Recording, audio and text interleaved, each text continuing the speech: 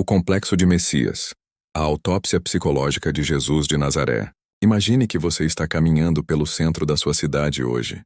Você vê um homem de 30 e poucos anos com roupas simples, em pé em cima de um caixote. Ele aponta para a multidão e grita: "Eu sou o caminho, a verdade e a vida. Ninguém chega ao Criador do universo a não ser através de mim." Qual é a sua reação? Você se ajoelha e o adora? Ou você desvia o olhar, apressa o passo e pensa: alguém precisa ligar para a assistência social e conseguir um antipsicótico para esse rapaz? A linha que separa um paciente psiquiátrico, com delírios de grandeza do homem mais adorado da história humana, não é a lucidez. É apenas a distância do tempo. Bem-vindos de volta ao Ateu em Análise. No nosso último encontro, diagnosticamos o narcisismo maligno de Yahweh. Hoje, nós vamos descer para a Terra. Nós vamos colocar no divã o avatar, a encarnação, o Filho, Jesus de Nazaré. Muitos ateus e céticos cometem o erro de conceder aos cristãos a seguinte trégua: eu não acredito que Jesus era Deus, mas ele foi um grande mestre moral, um filósofo do amor. Hoje, nós vamos acabar com essa farsa diplomática. Nós vamos abrir os evangelhos e analisar as falas do Jesus histórico, ou literário, sob a ótica da psiquiatria moderna e do estudo de dinâmicas de seitas destrutivas. E o que a clínica nos revela não é um hippie pacifista distribuindo pão. É o perfil exato, documentado e perigoso de um líder de culto apocalíptico, sofrendo de megalomania aguda. Cristãos, peguem o Novo Testamento. Suas Bíblias têm as palavras de Jesus destacadas em vermelho, certo? Ótimo. Facilita o nosso diagnóstico. O que define um delírio megalomaníaco? É a crença inabalável de que o indivíduo possui poder, importância ou identidade extraordinários, frequentemente de natureza divina. Líderes morais saudáveis apontam para princípios. Buda apontou para o caminho do meio. Sócrates apontou para a ignorância humana e a busca pela verdade. Jesus apontava apenas para o espelho. Leia João 14:6. Ele não diz: eu ensino o caminho. Ele diz: eu sou o caminho. Em João 10:30, ele afasta qualquer dúvida sobre o tamanho do seu delírio. Eu e o Pai somos um. Na psiquiatria, quando o ego se expande ao ponto de engolir a realidade e fundir a própria identidade com a do Criador do universo, nós temos um quadro claro de psicose. Jesus não deixou espaço para ser apenas um professor. Ele exigia o monopólio absoluto da verdade. E pior, ele exigia o monopólio das suas emoções. Abra em Mateus 10:37. O paciente diz: quem ama seu pai ou sua mãe mais do que a mim não é digno de mim. E quem ama o filho ou a filha mais do que a mim não é digno de mim. Parem e pensem como adultos racionais. Um homem de 30 anos exige que pescadores analfabetos amem a ele, um estranho, mais do que aos próprios filhos, mais do que as próprias mães. Isso não é amor. Isso é vampirismo emocional. É o egocentrismo elevado a uma escala cósmica. Ele herdou a patologia do pai, a necessidade desesperada e doentia de ser o centro absoluto do universo afetivo de suas vítimas. Qualquer especialista no estudo de seitas, os cultos coercitivos, dirá que o passo número 1 de um líder manipulador é isolar o recruta. Você precisa cortar os laços da vítima com a família, amigos e a sociedade, porque a rede de apoio é a única coisa que pode trazer a vítima de volta à realidade. Vamos aplicar essa lente clínica a Jesus? Acompanhem comigo o texto brutal de Lucas 14:26. E eu sei que os teólogos nos comentários vão suar frio para reescrever esse versículo, mas o texto grego é cristalino. Se alguém vier a mim e não odiar a seu pai, e mãe, e mulher, e filhos, e irmãos, e irmãs, e ainda também a sua própria vida, não pode ser meu discípulo. Filósofo do amor, eles dizem. Ele não esconde o método. Em Mateus 10:34, ele confessa abertamente a sua intenção sociopática.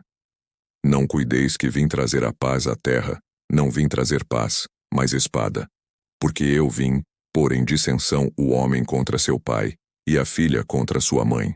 Ele está operando exatamente como Jim Jones em Jonestown. Mande-os abandonar os barcos, as redes, as famílias. Faça com que dependam exclusivamente do mestre. Quando a família da vítima tenta intervir, o que o líder faz? Ele demoniza a família. Ele diz que o mundo fora do culto está contaminado. E ele adoece as mentes de seus seguidores até que eles obedeçam como zumbis.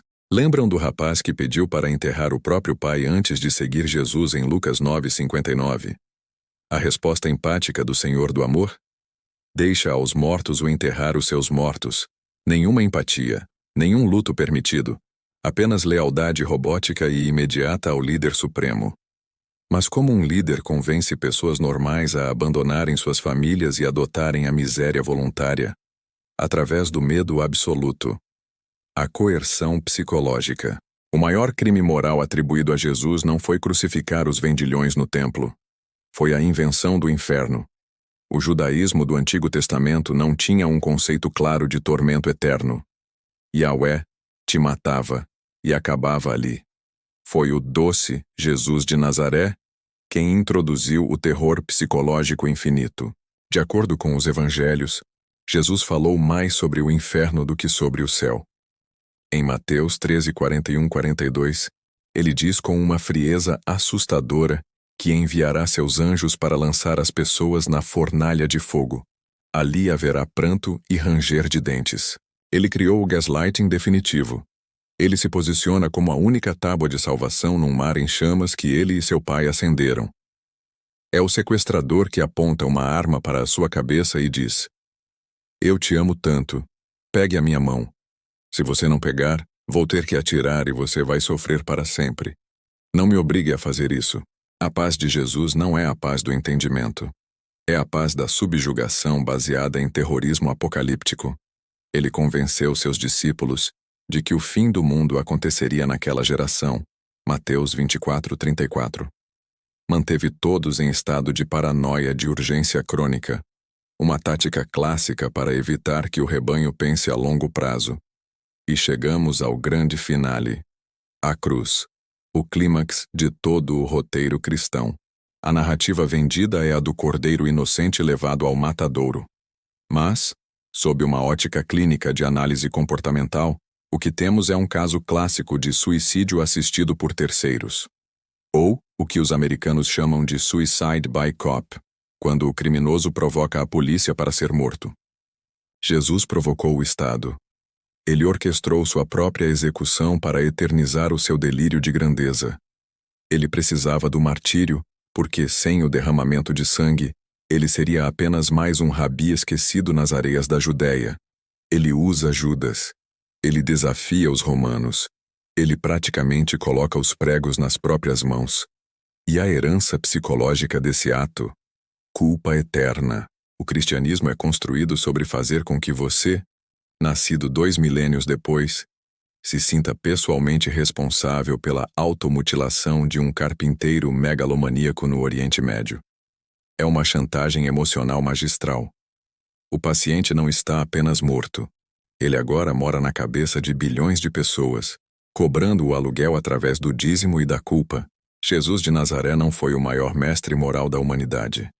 Ele foi um carismático líder de seita que exigia exclusividade patológica, destruiu laços familiares, utilizou o terrorismo psicológico do inferno para escravizar mentes e encenou o próprio assassinato para fundar uma religião baseada no trauma e na culpa. E agora, nós chegamos à melhor parte, a parte em que a caixa de comentários ferve. Teólogos de plantão, apologistas do teclado, o palco é de vocês. Desafio vocês a justificarem Lucas 14:26, a ordem para odiar a família, sem usar a desonestidade intelectual de dizer: mas odiar ali significa apenas amar menos. O texto grego é miseó, odiar, detestar. Desafio vocês a explicarem como a criação de um lago de fogo eterno para quem simplesmente não acredita numa história mal contada é um ato de saúde moral e não de sadismo psicopata. Mostrem-me onde a psicologia clínica falhou aqui. Mostrem-me que eu estou errado. Defendam o seu líder de culto. Eu não aceito pregações. Eu exijo argumentos. A sessão psiquiátrica de hoje está encerrada. Curtam o vídeo, inscrevam-se e preparem-se. A nossa análise está apenas começando.